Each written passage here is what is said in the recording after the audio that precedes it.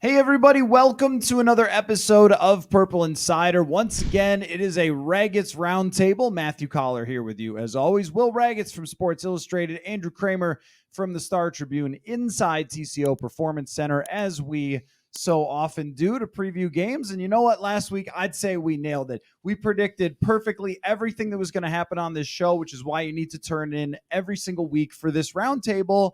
I don't remember anything that we actually got wrong, and now the Vikings are 5-4 heading into New Orleans, so we're good to go.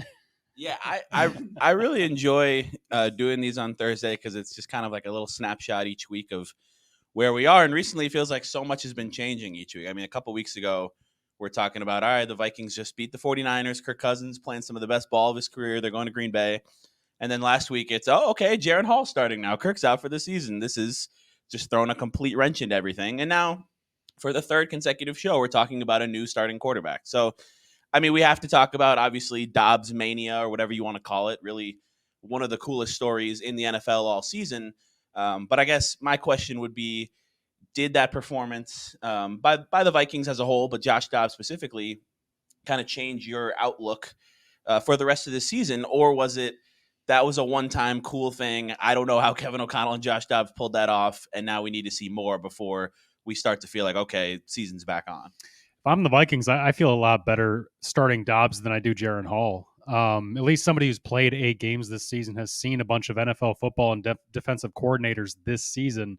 And you could see him playing in rhythm, even though he knew nothing on the field in terms of the offense. And they're talking to him about, hey, you've actually got a curl over here and a corner over here on this side. He literally has to walk through plays like that at times. And I feel much more confident just from the outside in Dobbs too. And I would think that looking at the rest of this schedule, it's gonna be much harder, obviously, than that Falcons game. You're not going to play Arthur Smith every single week, but you are going to be in games. You're going to have chances. And initially, I didn't think it was going to be this seamless for him to come in and be a competitive quarterback for you. But with another week with Kevin O'Connell, at least a second week, it might look a little steadier out of the gate. Maybe not 2 turnovers and a safety.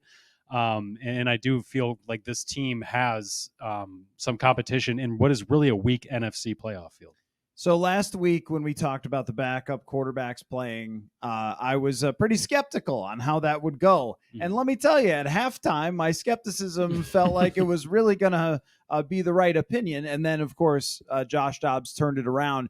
And what really I think I underestimated about Josh Dobbs, of course, I did not underestimate him being a rocket scientist because I had heard that before. But his ability to run with the football was, I mean, I'm not going to say Mike Vick in Atlanta, but he was doing stuff that you see Justin Fields do, Lamar Jackson do in space, running away from people, dodging tacklers. And that is really what evened the playing field, because when you look at his throwing statistics, and he made some very good throws, 2 of them to Jordan Addison that were just aces. And then there was another one that Tristan Jackson should have brought in. Yeah. There was a great throw. So I'm not saying he can't throw the football, because I was impressed by the velo he put behind it. But if you're going to have a journeyman backup quarterback, even the playing field, and find a way, he's got to be able to do something like that. And I knew he could run. I had seen him run a little bit in Arizona, but those were game-changing runs. So I guess my question is he going to be able to continue to do that? Because even as he learns the offense, he's going to learn more this week. We know he can retain a lot of information. Aerospace engineering is what he did, if no one's heard that at home. Why? Right. Yeah, why is a good question. But I don't think that he can do it just on throwing the football alone. If he could, he would be a starting quarterback already in the league. But I think when you have that rushing ability, you can kind of even the playing field, and you can move the sticks, and you can make things happen, even if there are a lot of ugly moments along the way. So it did change my opinion. It changed my opinion from, all right, this is probably going to be pretty nasty at times, and maybe they'll win some games here or there based on their defense, to, you know what? They should win. Like, they should win games when they're playing teams that I don't think are very good, especially when they're coming to US Bank Stadium. Yeah, it changed my opinion too. And I think, like, if it was going to be Jaron Hall and we didn't really know a whole lot, and you're going to just find out what you have in him, maybe there's a slight chance it works out, but you're probably looking at not winning too many more games. With Josh Dobbs, a guy who hadn't won many games in Arizona because of the circumstances around him, but had played a lot of football and comes in. And to your point, he's legitimately been one of the best scrambling quarterbacks in the NFL this season. That's not a mirage. He was doing that in Arizona. And he's not like the Lamar Jackson, Mike Vick, like twitchy, super fat. Nobody is other than those two guys. But he's got a little of like the Justin Fields, like not as big as Cam Newton, but it's the combination of size and the ability to shrug off arm tackles. And that happened a couple times in that game where he's hard to bring down. And then once he accelerates, he can really start to move too, as we saw on that early one down the sideline where he got a huge block from Cam Akers. So I just think that having a guy who can do a little bit of that opens up a lot of possibilities for Kevin O'Connell as an offensive mind. And I think that's one of the reasons why last week I was still a little bit optimistic, even in the face of losing Kirk Cousins, because I just believe in Kevin O'Connell and what he can do and how he can maybe adjust on the fly. And I think that was proven in that Falcons game. What I want to see from Dobbs is maybe a little bit more of a sustainable formula for success as he learns the playbook more this week. There's one specific play where he ran for a touchdown, but TJ Hawkinson was wide open on kind of a post route when the defense bit on a Jordan Addison fake screen type of thing. And it's those plays where I'm not going to criticize him for that, I'm never going to criticize him for getting a win in the circumstances that he did. But that's what I want to see more this week against the Saints, is that balance between, take off and run. That is a weapon. Do that. Do not. Kevin O'Connell said you don't want to coach that out of anybody, but also you don't want to subject yourself to big hits, and you don't want to pass up on open big plays downfield because you're not always going to get 18 yards on a scramble. And to your point, maybe the thing that you should be worried about with Dobbs taking the reins here is that with that play style, a team that had a turnover problem, might continue to, if he does take chances, whether as a runner or as a thrower. We saw just more of that mobility leading to issues with the fumbling, obviously, in that game. So Dobbs leads the NFL, leads all quarterbacks in 20-yard runs, and he leads the NFL in 20-yard runs, tied with a bunch of running backs, with 6 of them this year already. This guy's done it, did it in Arizona, had 3 rushing touchdowns, came here, already had 1. He already tied for the Vikings lead in rushing touchdowns. So Wes Phillips, one of our favorites, said we really needed that production on the ground. And this is a guy who's done it from Tennessee to when he's had his chances in the NFL, shown that mobility. And the only people he's surprising is people like us who just hadn't seen him before. Yeah, I mean, I think that when a dude has a defensive back one-on-one in the open field and drops a nasty juke on him, I'm like, whoa, okay, now that was something. I saw his speed in Arizona, but that was something that just kind of, to me, like very much surprised me that he was able to pull that off. But also, you mentioned the ability to break tackles, like legit break tackles. I mean, he is dead to rights 2 different times in key moments in the game and shakes those off. I think that his strength, this guy is not only getting in the lab, but he's also getting in the gym as well. All right, this show is going to be full of those. However, if we are talking about reasons this might not carry on to the moon, that's 2 in 2 quick. That was forced. Sorry about that. Sorry about that. I'll get to the point. It would be a couple things. Number one is this guy beat Dallas earlier this year and went like 17 for 20 passing and had a great game, and then hit some rocky times after that. And I think he had 5 interceptions in 6 games. You mentioned the fumbles. Like, the turnovers are definitely an issue. And also, with every quarterback who is kind of under that category of journeyman type of quarterback, usually, like Ryan Fitzpatrick is the most famous for this, they can have spurts of greatness and they can have spurts of what in the world is happening today with this quarterback. And I do think that we should not conflate Atlanta with New Orleans, because New Orleans is a much better coached defense. So I think this is the real challenge for Josh Dobbs is, can he be somewhat consistent? How much can Kevin O'Connell beat the inconsistency out of him, and with just calling plays and everything else, like, I should say, scheme the inconsistency out of him. But you're right. Like, work through that. It might be a feature, though, and not a bug. It might just be kind of who Josh Dobbs is. And I think this is a much different level of defense than what we saw from Atlanta. Folks, we are going all in on Prize Picks this football season. Every week we are playing and testing out our skills here on Purple Insider to see if we can predict what numbers players will put up every Sunday. If you haven't heard of it, trust me, you're going to want to check it out. Prize Picks is the easiest and best way to play daily fantasy. Instead of battling against thousands of other players and people who spend their entire lives doing fantasy, all you do is pick more or less on between 2 and 6 player stat projections. So say a quarterback's number is 250.5 yards, go more or less and bang, you are playing. And you can pick from hundreds of players and numbers this football season. The cool thing is that it's quick and easy and does not cost an arm and a leg. You can turn $10 into $250 just like that. Again, the perfect way to fit it into a busy day. Click, and you're playing. This isn't just something that I like. You're going to hear us doing every single week, Prize Picks on the show on Purple Insider. So go to prizepicks.com/purple and use the code PURPLE for a first deposit match up to $100. That's prizepicks.com/purple with the code PURPLE. Daily fantasy sports made easy. Yeah, and as well as Dobbs played in that game, and as cool as the story is right now, I'm not going to completely rule out the possibility that if he doesn't play particularly well and he turns the ball over a few times against the Saints, the Vikings could go back to Jaren Hall and see what they have in him for more than 11 plays, which is all he was able to play both in the end of the Packers game and then the start of the Falcons game before getting knocked out. And that drive before he got concussed, like, there were some legitimate examples on tape of some high-level quarterback play where he does a rollout and kind of adjusts his platform to get it to Josh Oliver on a little dump-off pass. And then he looks away the safety and recognizes that he has Alexander Madison, of all people, streaking up the right sideline and gets almost 50 yards on that. So, like, I felt bad for Jaren Hall because he had his opportunity there, and then he's just trying to make a play on the goal line, and he takes a huge hit, and it's like, all right, this is the NFL. Those windows close really fast. You can't subject yourself to those kind of hits as a quarterback. But I'm not going to rule it out. I think the Vikings,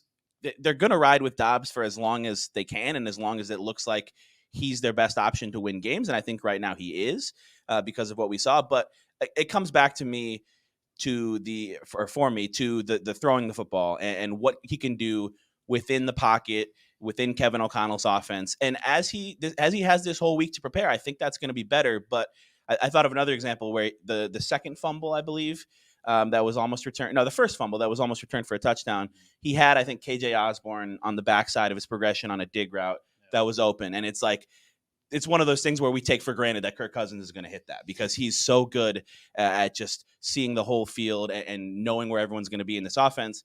And Dobbs, I don't know if he just didn't like the look or whatever it was, but then he takes off, he fumbles, and it's almost returned for a touchdown. The defense came up huge and held him to 3 there. But I need to see a little bit more of some of the examples that he showed late in the game of being in the pocket. And, you can extend plays and get out of the pocket and run and do all that. But when the first or second read is there, can you deliver an accurate football and keep this offense in rhythm? And if he does that at a pretty high level against the Saints and can avoid some turnovers, like, we'll let it rock with him for as long as it's working. Yeah, the problem with being consistent is that this is such a high volume passing game offense system because they don't have a running game. Now Cam Akers is hurt. They got to lean more on Alexander Madison and maybe some Ty Chandler if he lines up in the right spot.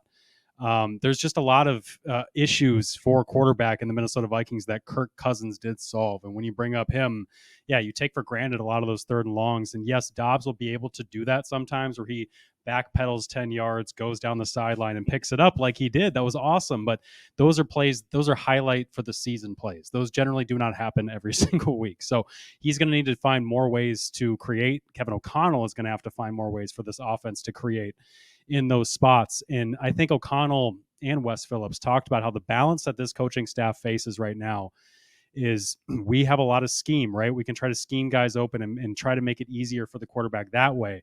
But we've got a quarterback who's learning the scheme. And how much do you make it simple, just a straight, post pattern for Jordan Addison versus doing something that's going to require much more kind of mental heavy lifting and could lead to more hiccups and issues at the line, just operationally. So they've got a lot that they're balancing with Dobbs and how they move forward for that consistency. And you're right, this New Orleans defense is going to be much tougher test for them. And there's a game that's on my mind from last year that I'm kind of making a little bit of a comparison to, where they beat Buffalo and it was insane and the whole world talked about it. And they were in the limelight for that whole week. They did every NFL Network interview and every podcast and everything else. And it was an exhausting game for them. And they came back, and Dallas is much better than what New Orleans is. But New Orleans is not a joke. And we're going to talk about that. Like, they're not coached by Arthur Smith, so they're pretty good. And they got pummeled by the Dallas Cowboys. And I think that it was sort of that run of games that they had just barely survived Washington and then Miami and the Heat. And then they had, Buffalo, and as emotional as that was, and everybody had to strain so much to win that game that there was nothing left when they showed up the next week. And I feel like that's also possible. And in part because you might be asking some players to do it again. So Brandon Powell is a great story for this team.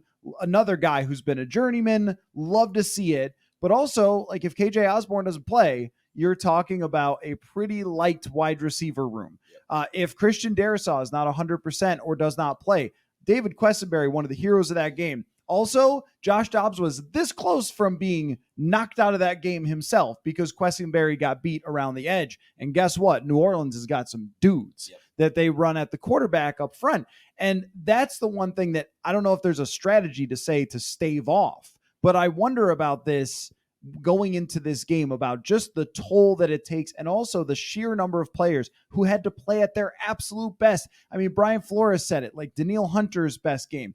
I thought Harrison Phillips was fantastic in that game. Jonathan Bullard, like Byron Murphy stepped up and was, by far, I think, the best version of himself. So now you need it to happen again with some players out on the field and now short a running back who was, in my opinion, your better running back. I think this is a tough task to ask for them. I don't want to make this game the whole rest of the season, but if they overcome this, I will be extremely impressed because I think that this is a much harder challenge. Yeah, it is a little bit of a classic possible letdown spot. And I think the challenge for the Vikings coaching staff and their players is to avoid that. And I think they can, at the very least, be in this game because, yes, a lot of defensive players stepped up in that game, but that's kind of been happening all year since the early season when they were facing some of the best offenses in the league. Like every week, whether it's Josh Metellus or Cam Bynum or Jordan Hicks or Ivan Pace had a great play against the Falcons, like there's just enough guys there that seem to be able to, as long as you have a few of them step up and make some plays. I don't know. I just believe in what Brian Flores does from a game planning perspective each week. And I think the Saints offense isn't all that scary with Derek Carr. And I know there's guys like Chris Olave, Alvin Kamara has been really good as a receiver, not very efficient as a runner. Michael Thomas is still there. But I think the Vikings defense has to kind of like this matchup and the challenge of it. What I'm a little concerned about is what you've talked about, and it's the Saints defense. And this wasn't a bad Falcons defense by any means. You look at some of the numbers, they ranked pretty highly, but I think the Saints defense is just on a little bit of a different level. They've got some veteran guys who have been there forever, Cam Jordan and Marshawn Lattimore and Tyrann Mathieu and Demario Davis. All these guys are really talented, smart football players. And it's not like the Falcons didn't know about the rushing element of Josh Dobbs' game. Like they could throw on any of his Arizona tape and see that. They could throw on his Tennessee tape from 6 years ago and see that. But D. Alfred, I believe, said after the game, we know he liked to scramble to his right. Well, he didn't do anything about it. Yeah, he didn't. I think the Saints are going to be coached well and really have a spy on him a lot of times and do what they can to take away that rushing element and make him beat you from the pocket. And he might be able to do it, but if you're throwing to Jordan Addison is going to get a lot of maybe bracket looks, and it's Tristan Jackson and Brandon Powell and Josh Oliver and guys like that, especially if TJ Hawkinson can't play. I mean, it's going to be a challenge against this Dennis Allen team. Yeah, it's going to help to get Darrisaw back. Hawkinson, I would expect to play, but we didn't even really mention the KJ Osborne injury. Yeah, with him being out too. And if it's down to just Jordan Addison and who else? Yeah, Powell, Jackson, all these guys. N'Keal Harry season. N'Keal Harry starting the game out in a run-heavy package. We're going to see a little bit of him, but I imagine it's going to be big Josh Oliver, Johnny Munt kind of game for them and try to establish some kind of ground game. I imagine Alexander Madison's going to get 20 carries for 50 yards, and they're going to continue to try to run that into the ground because they need to take some pressure off Dobbs, not make him feel like he has to do everything, because that's how you lead to the turnovers and the issues that this team has previously had. But you do think Darrisaw and Hockenson will play? Well, I think just what we've seen from the coaching staff and the practice reports, I do think that Darrisaw is the one that I would be questionable about at this point, just because he didn't play last week. But I mean, Hockenson was able to finish the game with the rib issue. I think he'll gut through it. Yeah. Yeah, I think in a lot of ways, though, with Hockenson and what he did and what everybody did, there was adrenaline going. Oh, yeah. And there was also another side of this. And look, I'm not trying to be a hater. I saw your comments last week. I know what you said. But the comment section was a little upset that we were doubting Jaren Hall. But, it is what it is. Come on, guys. It's a fifth-round rookie. Are you serious? Yeah, I know. I mean, he played well until he got hurt. My glasses just aren't purple. Anyway, it's fine. But when we're trying to lay out all the different scenarios here and the factors that go into this game, not having a running game is pretty concerning for sure. Yeah. And I want what I want to be. If they asked me to do anything in the building, it would be the outside zone coordinator. This is the one thing I could actually do. I couldn't do anything else. I can't punt return. I can't scout anything. I can't make personnel decisions, and I don't understand the salary cap. I have guests for all that. But I do understand outside zone. And I don't understand why they have a runner whose only success in his career is on these outside zone, these wide zone type of plays, and they continue to run him into spaces where he doesn't see it or doesn't feel it. Because I think about Le'Veon Bell as being the most extreme example of like these duos and inside zones where you have to be patient, read it, and then lightning, right? And that's just not who he is as a running back. But I also don't want to say that he's should be way better, because this was the bed they made by deciding to go with a guy who had only ever been a backup as their running back. But I do think if you play against the Saints and don't run the ball ever successfully, and you're hoping a banged up TJ Hockenson and Addison just goes all world, which, he has the capability to, but that's the only thing that you're counting on. And by the way, they've got cornerbacks, and they're not going to be freaked out like Atlanta was. It was very clear. That's why I think we criticize Arthur Smith so much. That team just freaked out. I thought Atlanta just was like, wait, are we going to really lose to Josh Dobbs off the bench? And then they did. The Saints are preparing for this as if they're going to win that division and they're going to fight their way into the playoffs and they're going to be a contender. That's the way they're looking at it. Not like, oh my gosh, our coach has no idea what he's doing. Our backup quarterback keeps trying to throw interceptions. Our first round running back's a bust, and Josh Dobbs just broke a tackle. What do we do? So I think there's all those factors playing in, but that's my only answer for the run game, is to name me outside zone coordinator. And when they ask me, what should we run? I'll say outside zone. And that's my job. And that'll be the whole extent of the job. I like it. I mean, yeah, it's the run game and its lack of success it's been weird to me all season, because this should be a good run blocking offensive line. It should be, good run blocking tight ends and a scheme that has had success running the ball in the past. And I don't know exactly what it is. And it's really easy for fans and for anybody to criticize Alexander Madison and say he's not seeing it. He's not hitting that hole right. He's not reading whether to cut back or bounce it or whatever. And I think there's been some of that, where if you look at the advanced metrics and people who are grading these things, and they haven't been super fond of maybe his decisions and how he's played the position this year.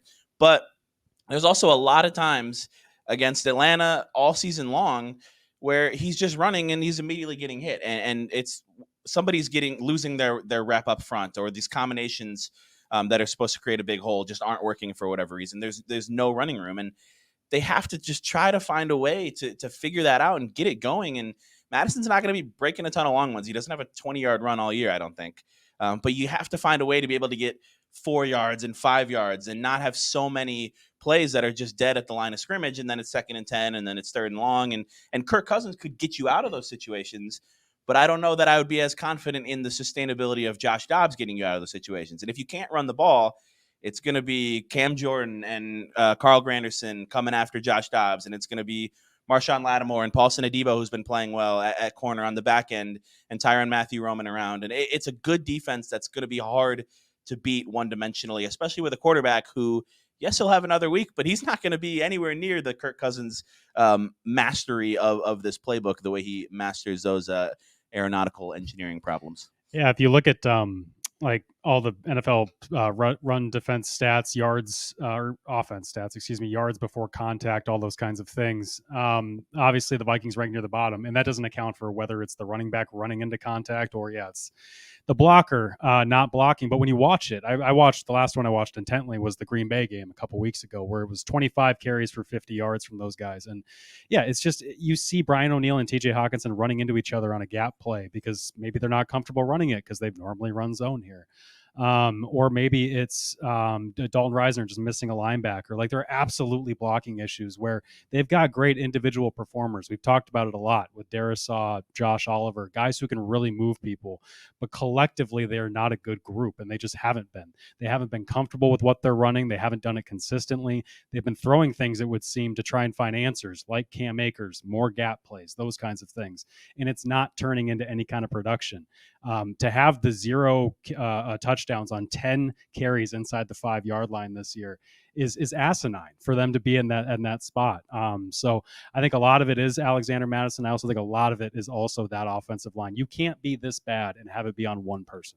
Madison having 3 receiving touchdowns and no rushing touchdowns this season is just a hilarious stat. I don't think Ty Chandler all he does is catch touchdowns. I know. Like Chris Carter.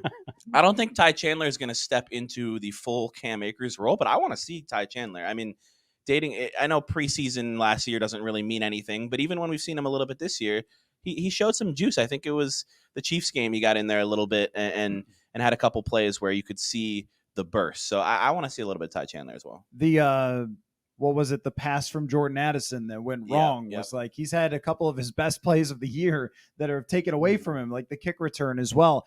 I agree. I mean, Ty Chandler seems to me to have some really special ability with the football. And I think Kene Nwangwu, who just has been phased out of this entire operation, also is one of the fastest human beings on earth. And yet we can't find a single way to give these guys the football. I mean, it was puzzling to me last year with Nwangwu. It remains puzzling to me with Ty Chandler, where I understand that the details matter a lot. I'm not saying the coaches are wrong in being frustrated if a guy lines up wrong or whatever else. The running back position, though, has always been you got the ball, make people miss, run by them. And that's the thing that Ty Chandler is the best at.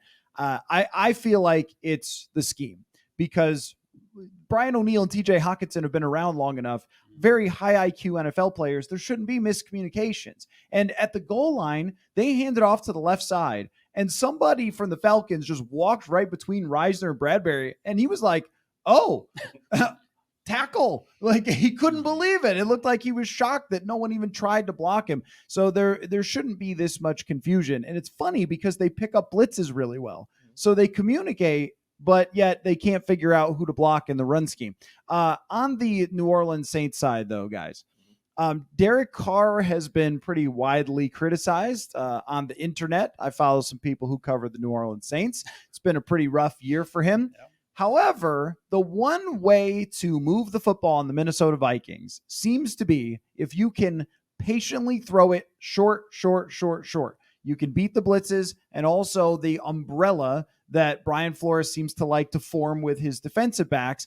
That's what the Kansas City Chiefs did to some extent with Travis Kelce in the second half of that game. It's absolutely what the Chargers did in the best passing game against the Vikings all year. This team does have weapons. I don't know if I have a ton of confidence in Carr, but I know that like that's his thing, right? Short average depth of target, getting rid of the football quickly. He doesn't like to be hit. He was hurt a little bit last year.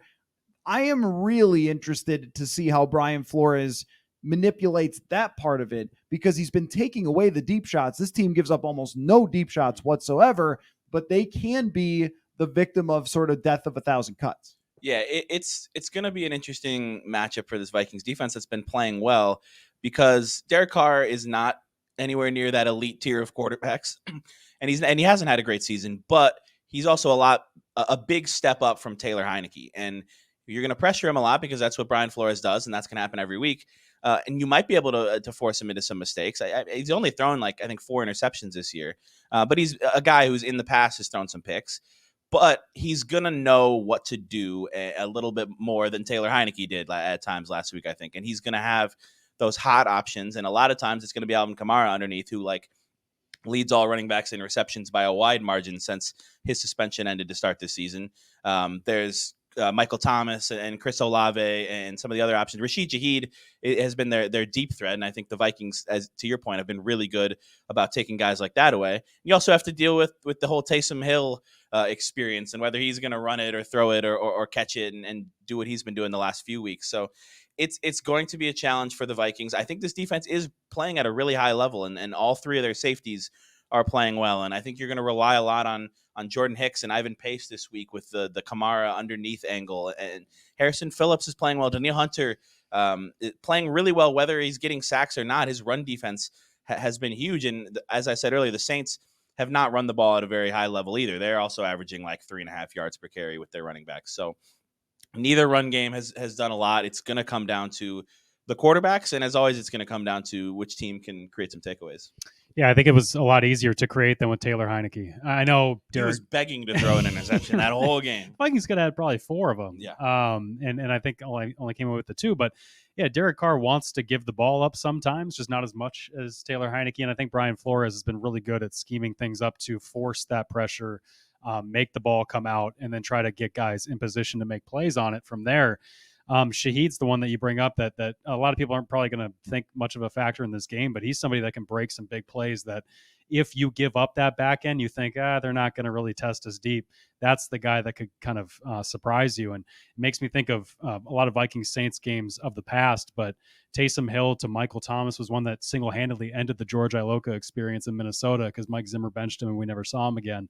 So this Saints team can be creative even without Sean Payton. They can find ways to test you and counter what you throw at them. So I think it's just going to come down to, you bring up the quarterback thing, the turnovers, that is going to be huge. And when we talk about Josh Dobbs too, with inconsistency, it is not ruining the game. He needs to be more of a manager, I think, than people maybe want to see out of his dynamic ability. Yeah, this has a kind of low score feel to it, which we said last week, and then it was 31-28. So, I mean, who knows how that's actually going to go.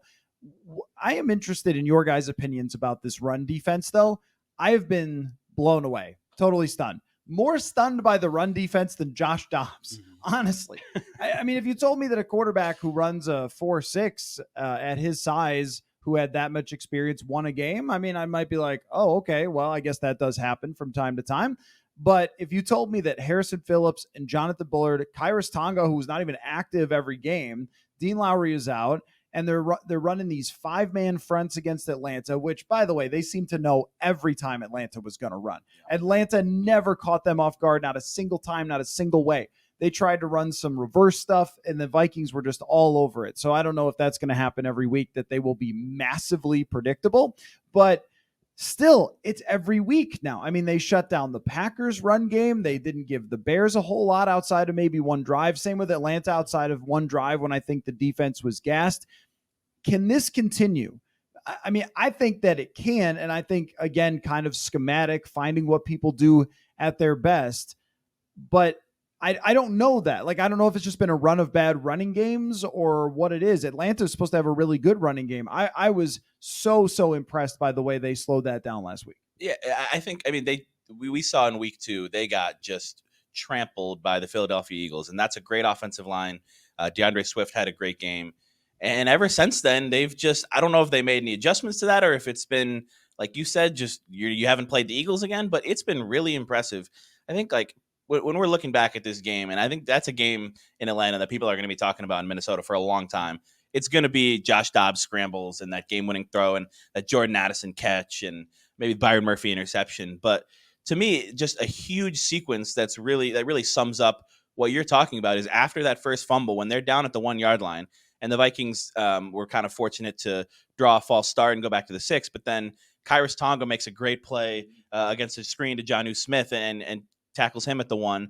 And then it's 2 straight runs from the 1-yard line where this was a little bit of all right, Arthur Smith, what are you doing here? He gives a handoff to Jonnu Smith in the direction of Danielle Hunter, and that goes nowhere because Hunter is one of the best run defending edges in the league. And then he gives a handoff to not Bijan Robinson, Tyler Algier, who he loves as a goal line back, to Hunter's side again. and he Another makes wide run. another wide run Yeah. to Hunter's side, and he makes another play, and he just throws the tight end back into Tyler Algier, and it's like, all right, first of all, that was weird from Arthur Smith, but it was really, really impressive from the Vikings run defense. And you talked about Harrison Phillips, Jonathan Bullard. These aren't like the Williams Wall or anything like that, but they've been playing at a really high level. Phillips can occupy those double teams and maintain his gap integrity and allow the other guys to come through and make plays. And to me, I think it's fairly sustainable with the way that those guys have been playing. I think Tonga deserves to have like the 15 to 20 snaps per game. I mean, Dean Lowry, like, there's a reason the coaches were playing him, but also it's a little interesting that they played really well and he wasn't playing. And then I just continually want to see more of Jaquelin Roy, who seems to make like one splash play every week. So it's not a star-studded defensive tackle group, but they've been getting it done. Yeah, the adjustment I've seen since week 2, and I think the big thing with week 2 obviously was Jalen Hurts, right? When you have to account for the quarterback in the run game, it just, you kind of give up on the running back a little bit, and you saw people dive like Danielle Hunter and Wanham diving for the quarterback even when they shouldn't have been, or maybe when the running back had the ball. But the adjustment I've seen since then is you've seen Ivan Pace less. That's not because he's a bad run defender, I think. I think it's because they've been leaning more on the 5 defensive line that has one linebacker. It's more of a 5-1-5 defensive front that's kind of become their main, where Metellus can drop down and be that extra linebacker in the front. And that's allowed them to be in a personnel grouping that allows you to defend the pass while having kind of a heavier front with how versatile Metellus is. And you've seen them just tackle well. You've seen the Caleb Evans. You've seen Cam Bynum drop down and make excellent tackles. Harrison Smith still doing what he does. And then Ivan Pace, even on underneath plays that didn't go down as a run, they're doing pop passes to Bijan Robinson where he's shaking 2 defenders and getting the tackle for a 1-yard gain. Like, they have a lot of guys contributing that aren't just the Bullards, the Phillips, the Hunters. Collectively, while we talk about the running offense not playing well collectively, the defense is doing the exact opposite. And they're, I think, tied for 5th at 3.7 yards allowed throughout the entire season right now.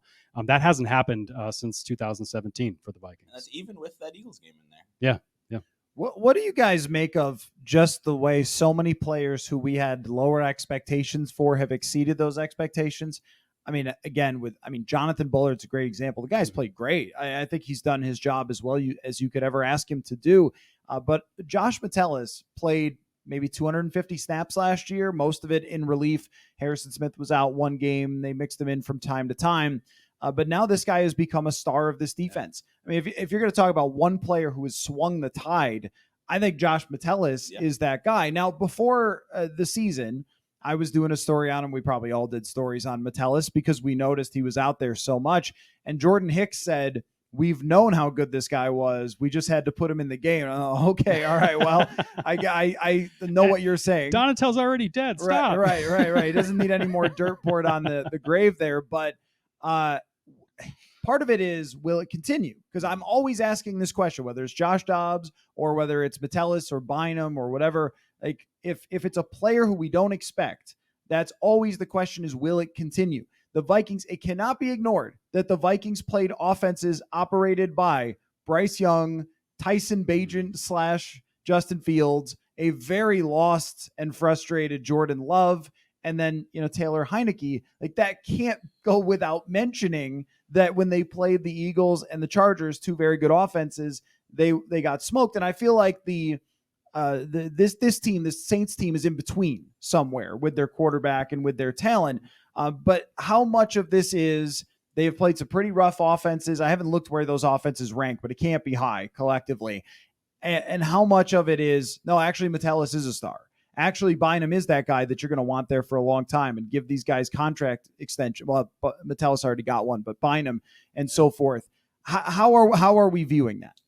It's both. I mean, it's always both when it's a question like that. But I think there's a lot of really impressive things with this Vikings defense. You even look at like the Chargers and the Chiefs games, and like they had opportunities to make some plays there, and they made things difficult at times for those really good quarterbacks. Not as much for Justin Herbert, but that was just kind of a game plan thing, I think, in that one. But the ball did bounce off of Caleb Evans' face. It did bounce off of Caleb Evans' face and ended up in a touchdown. I just maybe we'll pour a little bit more dirt on the grave of the defensive coordinator from last year, because I've just been so impressed by this coaching staff. And I think Yes, they lost some games due to the weird turnover stuff earlier this year, and they were 1-4, and that was coaching was involved in that too. There were some maybe decisions that they would want to have back, but to get to where they are and to be 5-4 and to have won that Falcons game, like I just think it reflects really well on both sides of the ball on this coaching staff. And it's Kevin O'Connell on offense, but it's also Wes Phillips and Keenan McCardle and all those guys and Chris Cooper up front. Defensively, it's Brian Flores. What an incredible hire. Like I don't think there's any debate about that. The way that he's performed, the Vikings may have a hard time keeping him in the building after this year with the way that he's coached. But it's also like, let's give credit to Durante Jones and people like that for what he's been able to do with Josh Metellus and Caleb Evans and the DBs. Let's give credit to Chris Rumpf, who I know has missed a couple games here, and Mike Pettin, and like this whole coaching staff. I just think it's been a really impressive performance because you mentioned Metellus didn't play a bunch last year. Jonathan Bullard, you're like, all right, he's just kind of a replacement level guy. He's been playing well. Cam Bynum, I thought last year I was like, all right, he's not going to be a starting safety option, and he showed flashes as a rookie, and then I was like, all right, this isn't it. And this year he's been genuinely like one of the better safeties in the NFL, and I just think a lot of that comes down to good coaches putting their players in positions to succeed, learning what those players do well, and kind of tailoring their roles to that. Yeah, we've heard Brian Flores say that over and over since he came here in terms of just learning. I think he always says everybody's got strengths. We just need to figure it out and kind of play to them and, not worry about somebody not being a complete player or whatever. And you're seeing somebody like Cam Bynum, whose intelligence allows him to anticipate and be in the right spots, take good angles, not be just sat back in kind of a third or half field zone and just read the quarterback and see what happens. That felt like that's all they were doing last year in that defense oftentimes. So, Matt, to answer your question about Metellus, I think he legitimately is a good player. I think you're going to see good quarterbacks continue to expose their secondary, though. Fortunate for them, they only play one in Joe Burrow the rest of the regular season. I think you got to give Jared Goff some credit. Look, I like Amon St. Brown. I think Amon-Ra St. Brown is the one who makes that thing click. I like Goff a lot, and I've come a long way on giving him credit. I used to be a hater. And it's a lot of Ben Johnson, too. Of course. So, but what I'm trying to say is that there are players who can transcend scheme and transcend what you're trying to throw at them. And I don't know if Goff is there as much as certainly Joe Burrow is. So the whole slate that they've got is full of the Russell Wilsons and the Taylor Heinekes and the Derek Carrs here. And that is going to play in their favor when they don't have the personnel to lock down a true number one receiver and a quarterback like Justin Herbert who can take advantage of it. I am very interested, though, in the mid-quarterback test, though, because Derek Carr is 15th in the league. Russell Wilson at this point, from what I've seen of him, has been way less atrocious and much more like an average quarterback, which is quite a bit better than Taylor Heineke, Jordan Love, and so forth, guys that might be playing for the St. Louis Battlehawks in the future. That's a different level, and that's what I'm curious to see how we feel about everybody after that. As far as picking this game, you talk about playing to the strengths. Our strengths is picking every game correct, as we've done each week. We delete the shows after the game happens, so you can't go back and look. No, I think that the Vikings will not win this game, but they will play well.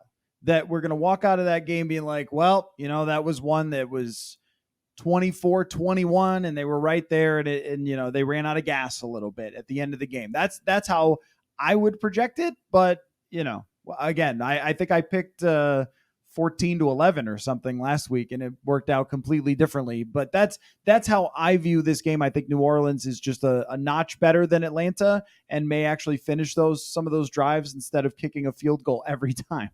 Yeah, just to your quarterback point, they've played a couple guys who I think are kind of in the Derek Carr tier. I would look at like Baker Mayfield and Brock Purdy to some extent. Purdy, yeah, and Purdy averaged Mayfield maybe not. He averaged 9 yards a pass before he got the concussion. Before he allegedly got concussed. Yeah. So I think it is going to be a tougher test. I don't know. I picked the Vikings to win last week, and of course, I predicted exactly what was going to happen and the way that it was going to play out. And Josh Dobbs crushed it. Unreal. I believed in Jaron Hall a little bit. I mostly believed in the defense, and they thought they were going to win like 16-13, and it ended up being their highest scoring game of the season, which is just one of the many crazy things about that Josh Dobbs performance. I'm going to stick with the Vikings here, and I'm going to believe in the coaching staff that I just talked about, and Kevin O'Connell finding ways to utilize Josh Dobbs' strengths after a full week of preparation as the starter, seeing a little bit of that dual threat stuff. I'll feel better about this if both Christian Darrisaw and TJ Hockenson play, certainly. It seems like KJ Osborne maybe won't be cleared. That's not going to affect my opinion too much. They'd obviously love to have him, but I'm gonna take the Vikings, and it's gonna be another, I think it's gonna be another low scoring game. Not that last week was, but most of the season they've been these games in the low 20s that have been decided by a play or two, and I think this will be another one of those. And I think the Vikings are gonna force a Derek Carr turnover or two and get some big Dobbs plays. And I think this Jeremy Lin type story is gonna keep rolling. I want to keep applying logic to this. I want to just throw out the whole it's going to be hard to run against New Orleans front. Dobbs is going to come crashing back to earth. There's no logic this season. No rocket scientists, puns intended there. I think that that this offense is just going to have kind of an awakening of this is what it's like without Kirk Cousins kind of thing. But I keep doing that and I keep being wrong. So I'm just going to say the Vikings because Kevin O'Connell, this offense, this team, this locker room, they've got something going that we're continuing to see even through this tough 1-4 start, even after the 13-4. They've carried this through and I think it's just O'Connell. I think it is the coaching staff. I think it is the collection of veteran talent and locker room that they still have. I don't think it's a Super Bowl contender. Obviously, I don't think they're going to make some kind of magical run because of that, but I do think they will be in November games against the Saints because of it. And why not give them a chance? Because they haven't shown us recently any reason not to. I think Josh Dobbs might engineer a game-winning drive. There you go.